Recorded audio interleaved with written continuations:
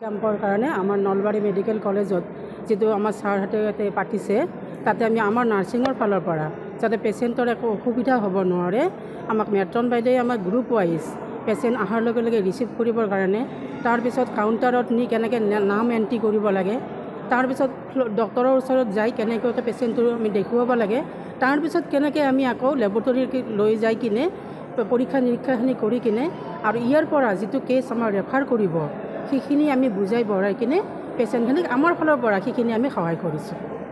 মই আমি বিধায়কৰ আহিছোঁ আহি ভালে লাগিছে মাতিছে এই বিৰত ডক্টৰে চালে চালে চোৱা হৈছে 2টা বজাত ৰিপৰ্ট দিব।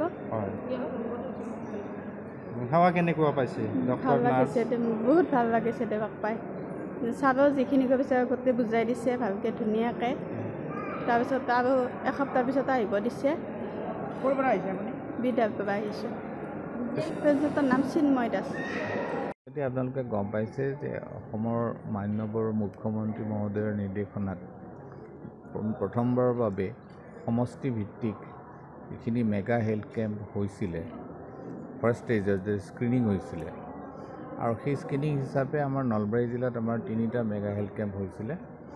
তাৰ ওপৰত বেছ কৰি আমাৰ এতিয়া ছেকেণ্ড ফেজটো আৰম্ভ হৈছে। আজি মুকালমুৱাৰ যিখিনি আমাৰ ৰেফাৰেল কেছ আছিলে সেই কেছখিনি আজি আহিব।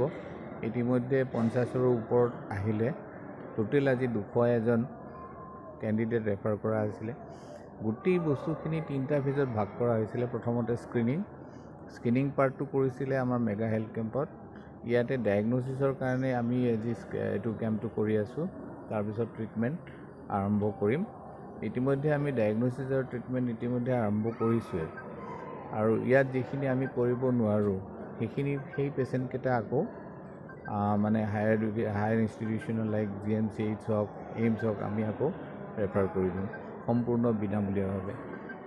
এইখিনিয়ে আজিৰ কেম্পটোৰ সাৰমৰ্ম। নেক্সট ফেজটোত আছে আমাৰ 7 তাৰিখ আৰু 13 তাৰিখ। 7 তাৰিখে নলবাৰী LACৰ যিটো হেৰি হৈছিলে মেগা হেল্থ কেম্প হৈছিলে সেই পেচেণ্টখিনি ইয়াতে আহিব আৰু 3rd ফেজত আহিব আমাৰ টিহু সমষ্টিৰ যিটো হৈছিলে চামতা কামৰূপ কলেজৰ সেই পেচেণ্টখিনি 13 তাৰিখে আহিব। ইতিমধ্যে আমি সাজু হৈ আছোঁ 3টা কেম্প কৰিবৰ কাৰণে আৰু আপোনালোকৰ আশীৰ্বাদত ভালদৰে সম্পন্ন হৈ আছে। যিকোনো খবৰৰ বাবে যোগাযোগ কৰক 7099017330 লগতে 7099017110 নম্বৰত।